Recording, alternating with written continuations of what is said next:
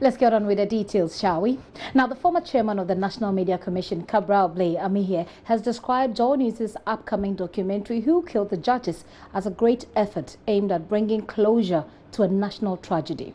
The documentary is the first of JoyNews' latest assignment on crimes that shook the nation.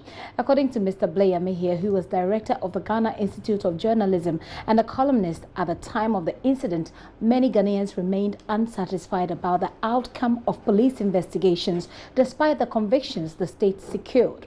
His colleague Ben Efson has also touted the much anticipated documentary, saying it will attempt to reconstruct history. First, take a listen to the former NMC chairman, Cabral Blay Amihie. How I found myself out of the country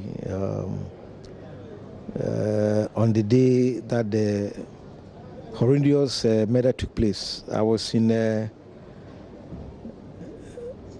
Lome attending a conference at Austin, and incidentally somebody who might have played a role in identifying the house of the judges. So we were returning to Accra on 1st July, which is a holiday.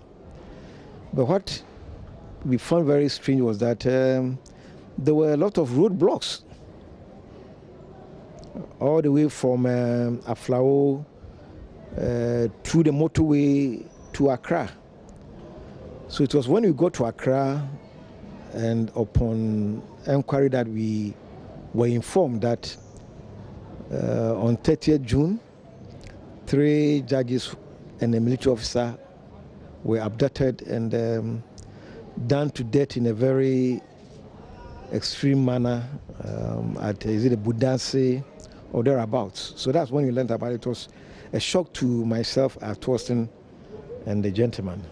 Around the initial time when the news came out, I mean, you were director at GIG, like you said, but you are still closely tied to the Inky fraternity. What was the discussion among pressmen? We know pressmen do talk a lot. They try to make sense of what has happened, what could have led to that. What was the discussion around that time? It was a shock. It was un-Ghanaian. I mean, nobody had ever experienced that kind of torturous murder. To imagine that one of the murdered was a winning mother who was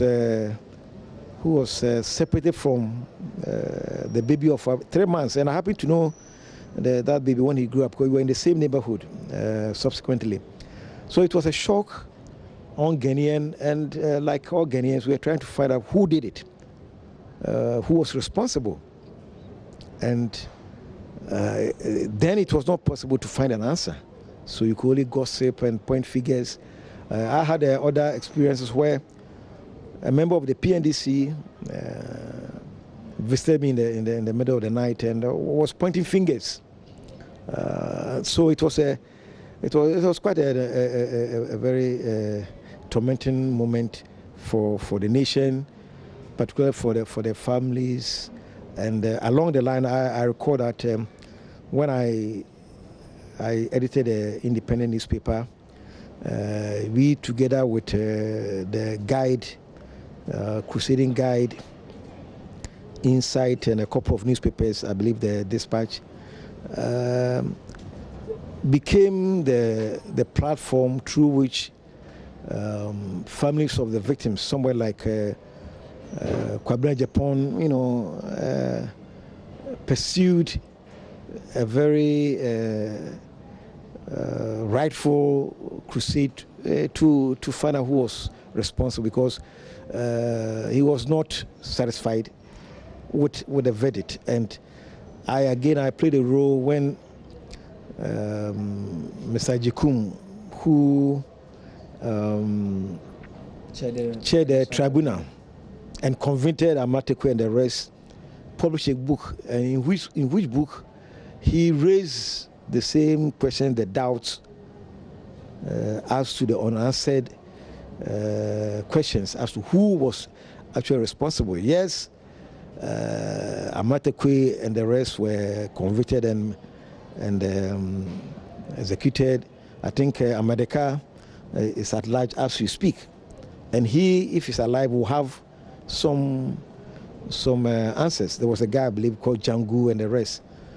So some were convicted and killed, but I think it is still like the murder of Kennedy, assassination of Kennedy, an unresolved murder case.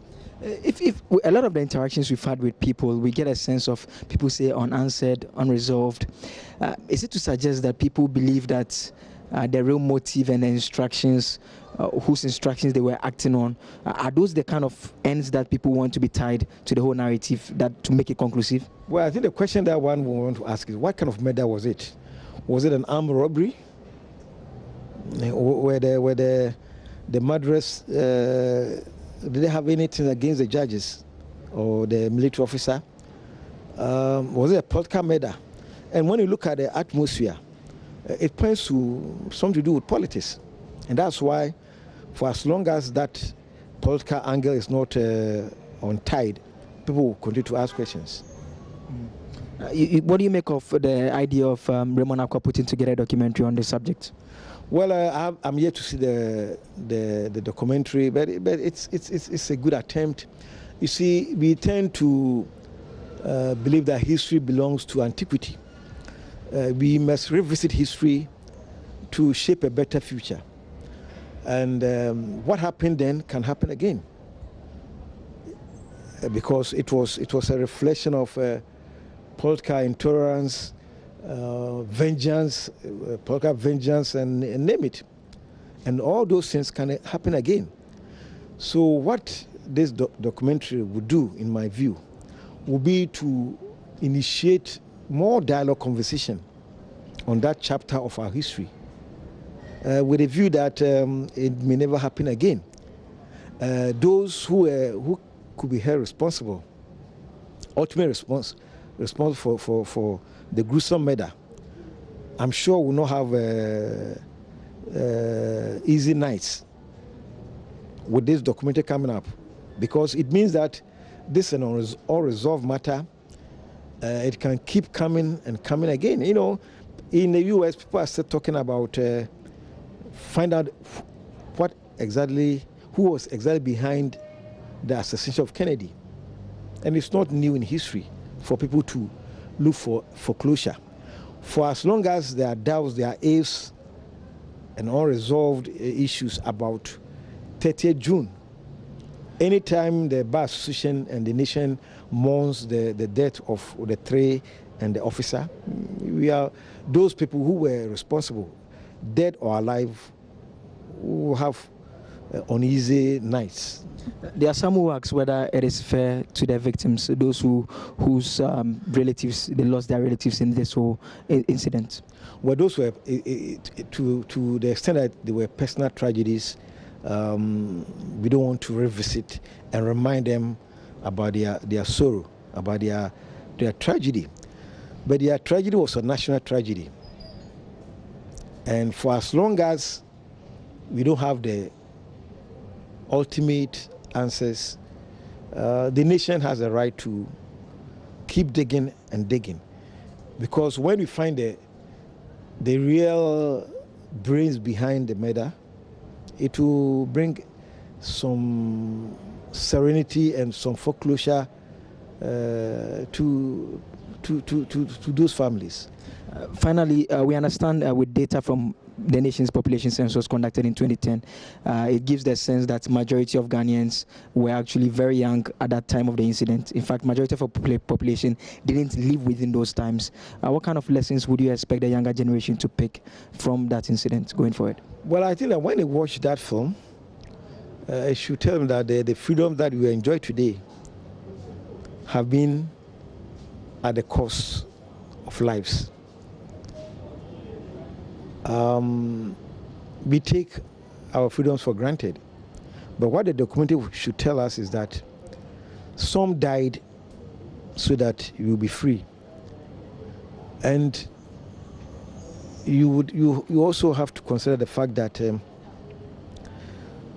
all life struggles, these are the things that make us resolve never to have a relapse of one-man rule or a rule of of brickmanship, where one person determines and dictates the fate of everybody.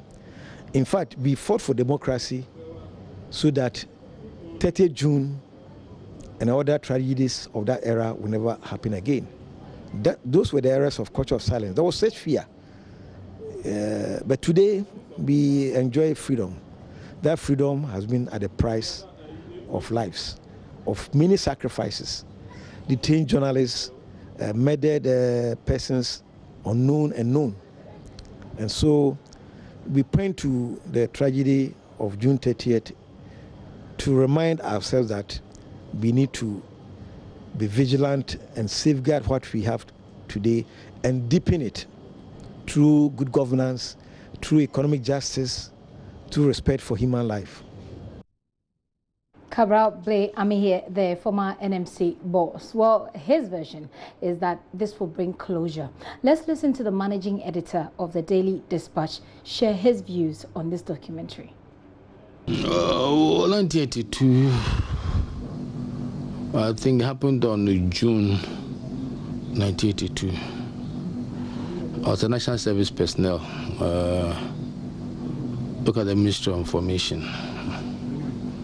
But I'd been working as a journalist since 1974, and I was at that time I started writing for West Africa magazine, and we heard that some judges had been abducted, and I mean we were like, it was in April, so but soon we heard that bodies had been, found, and that's what it was. We were surprised. I was surprised. Around that time, in the press circles, what was the talk around that time about the incident? And pressmen talk a lot. They try to guess what's happened. What was the talk around that time? There was a certain common denominator for the selection of the judges. At that time, that's why some of us, a common denominator was that all the judges had been, knowing the aftermath of 1979, June 4th. Ghana was returned to constitutional rule in September. And they had most of the people whose assets were frozen, seized, taken away, had gone to court. And has some of them, obviously, the normal court processes was beginning to overturn the judgments of the AFRC special courts and so on, because the level of proving you are guilty is far higher than the traditional courts. So it's a common denominator that these judges were alleged to have been overturning the judgments. That was the perception out there. The military officer was added because as the personnel manager of Gihok, he had allegedly sacked some Gihok people.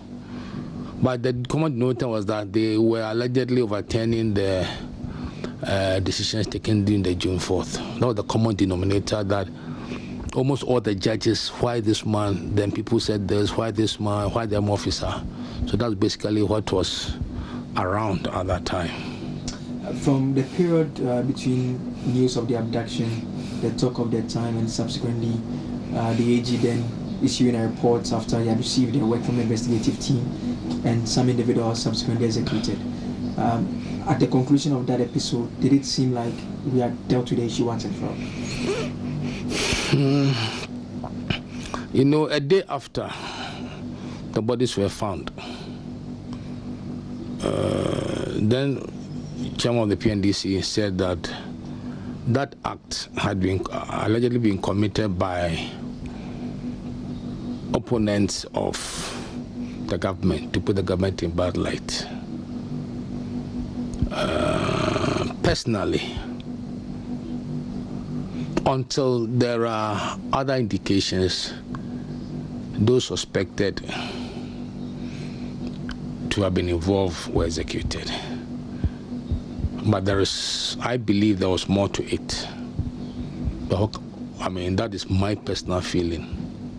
When you say there's more to it, what do you mean? is here. One who asks that when you hear a documentary has been put together on the subject matter, what are your initial reactions to that thinking that a documentary has been put together on it? I'll watch it, then I'll take a decision. But do you expect to find answers to some of these more to it that you couldn't? It may confirm some of the doubts that some of us have. But until I see it, I cannot say that it's a bad documentary or not. What do you expect to find in it?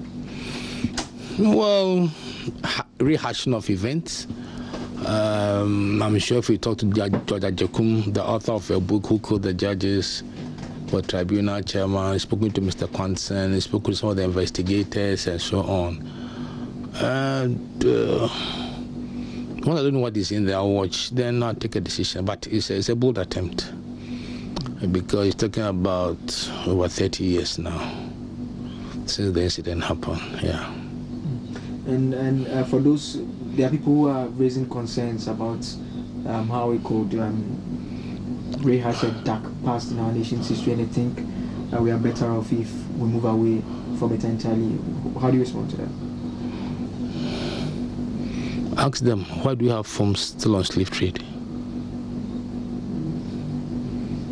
There are things which happen, and I think that these things are important. If you consider the fact that even in recent past, the 2010 census, nearly 80% of Ghanaians at 2010 were below 40 years of age. So by the time Liman was overthrown, the oldest among 80% was 8 years old. That was December 1981. So for the population, 80%, the oldest was 8 years when this thing happened. So anybody who says that it's unnecessary, they may not know this demographic statistics. It's important that these are events that will ever be a blot on the country's history. I think the important thing was that there were good investigators who were able to detect that the cars that were used, one was found at the State House. That led to the trail. It tells you one thing: Ghanaian police investigators can do their job if they want to. That's Ben Efson's position on that documentary, which airs this evening. In the meantime, son of one of the judges of that 36-year incident, Kobna Ejapon, has been recounting memories from that day. I just went and slept. So it was only in the morning that we had a loud knock on the door, and it was coming from our next door neighbors, and that happened to be Justice Pokusakode. So the wife came to come and inform my dad that last night the husband had been picked, and that she saw them. I think she argued a bit, but they were able to take the husband away. But apparently it was after that that they came to our house. We're not the next door neighbors. So I didn't even get it. I just got rushed up to my father's bedroom to go and tell him what has happened. I got to the bedroom, he wasn't there. So I went to my mother's room. I said, "What's his daddy?" She said, "He should be asleep." So he's not there. I went downstairs, and the food remained the same way he left it. You know, not finished eating. Nobody had touched it. You know, so we were confused. Then I also ran out of the house and went to Justice Eduse's house, which is just across. The judges used to stay around the Ridge area. So it was when I got to Justice Eduse's house that he confirmed that this was what he called Justice Apalu, who was then the Chief Justice at the time. So it was then that we realized that there was something serious happening, and that some 3 judges had been picked the previous night. Kobna Ejapon there. The documentary, like I said, airs this evening on all our platforms at 8:30, and you want to make a date with us.